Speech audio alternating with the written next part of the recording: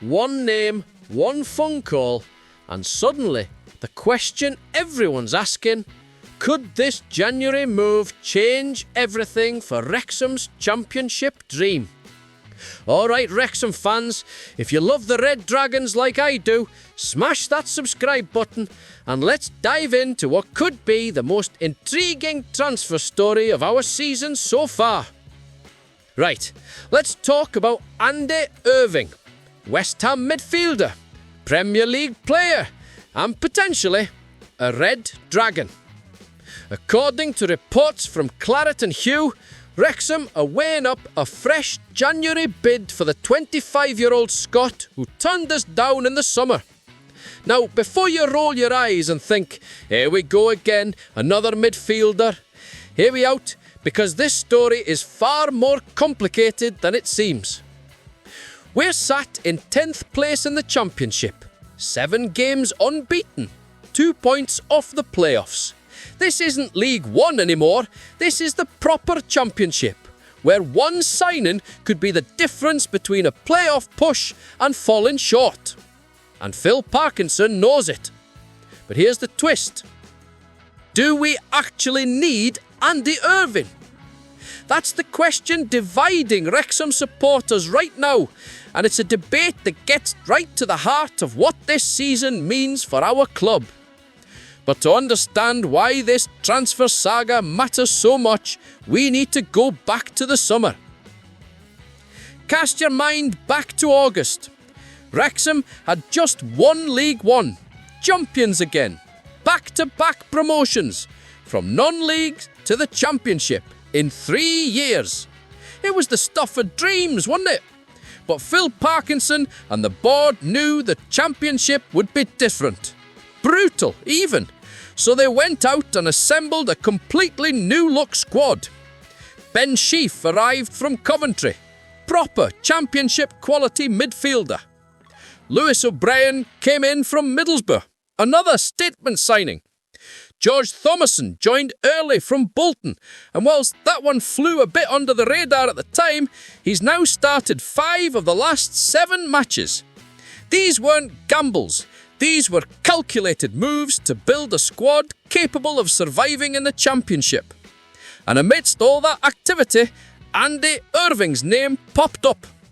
West Ham midfielder, Scottish international at youth level, big reputation from his time at Hearts and Austria Klagenfurt.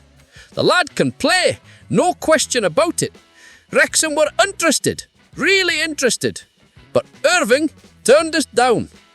He wanted to fight for his place at West Ham, compete in the Premier League, prove he belonged at that level. Fair enough, you'd think. Can't blame a player for backing himself, but here's where it gets interesting. Fast forward to now, and Irving's barely getting a sniff at West Ham. 3 consecutive Premier League matches as an unused substitute, not even making it onto the pitch.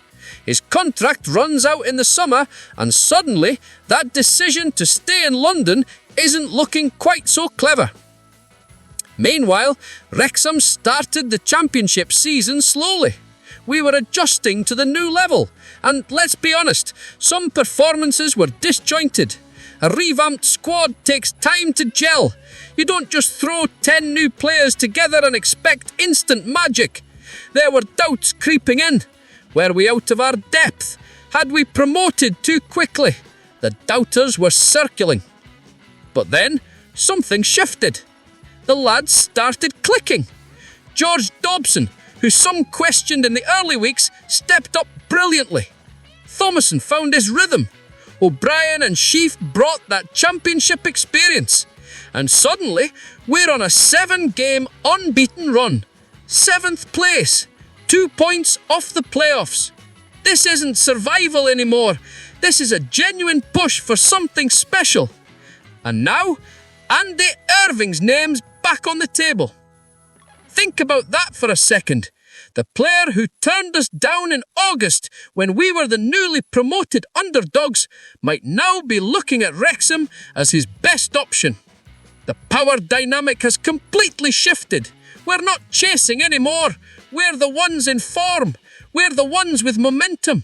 We're the club that's captured global attention, that's got Hollywood owners, that's defying every expectation thrown at us. But here's where it gets proper complicated. Do we actually need him? Look at our midfield options. Ben Sheaf, Lewis O'Brien, George Thomason, George Dobson, who's been outstanding. Matty James still on the box as well. Ollie Rathbone, and a Cannon recovering from injury. That's 7 central midfielders. 7! Phil Parkinson's already managing a squad that's deeper than anything Wrexham has had in decades. Every signing in the summer was strategic. Every player brought in serves a purpose. The dressing room atmosphere is buzzing right now. You can see it in the performances. The lads are confident, cohesive, playing for each other. 7 games unbeaten doesn't happen by accident. So when this Irving story broke, Wrexham fans were split right down the middle. One camp says, quality is quality. Irving's Premier League standard. He'd be an upgrade on some of our options. If we're serious about the playoffs, we need the best players available. The other camp says, don't fix what isn't broken. We've got enough midfielders. Why risk upsetting the balance? Why bring in someone who already rejected us once? Both sides have a point, and that's what makes this so fascinating.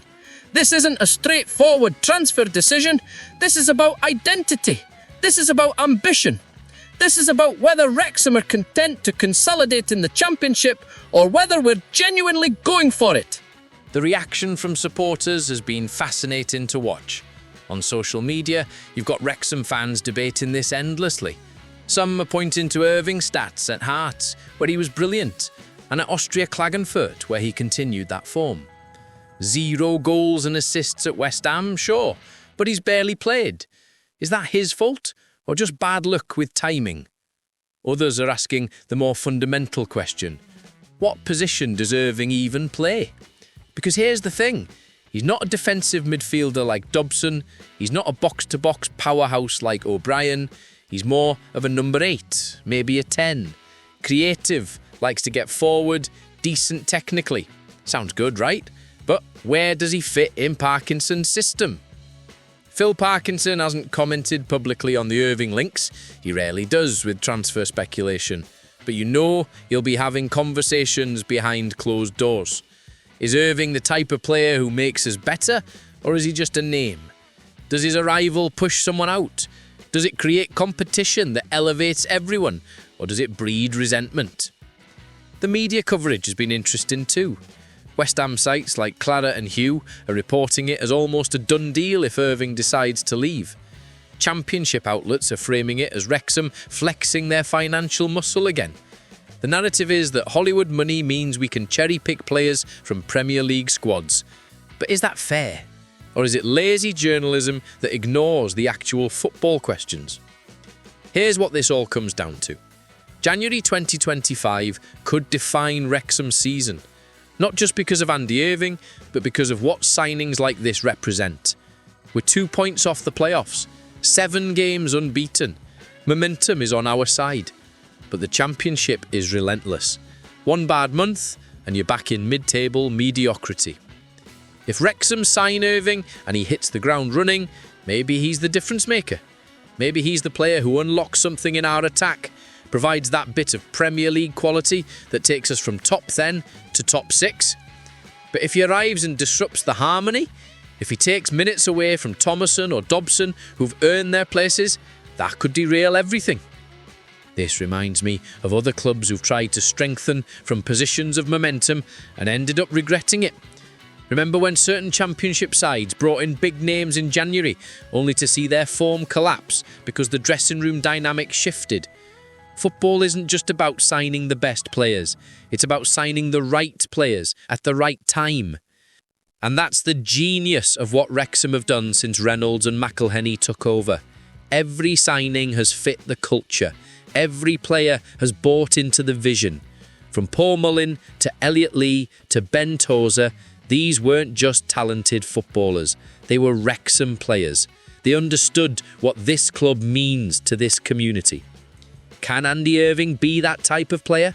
Can someone who turned us down 6 months ago suddenly embrace everything it means to wear the Red Dragon shirt?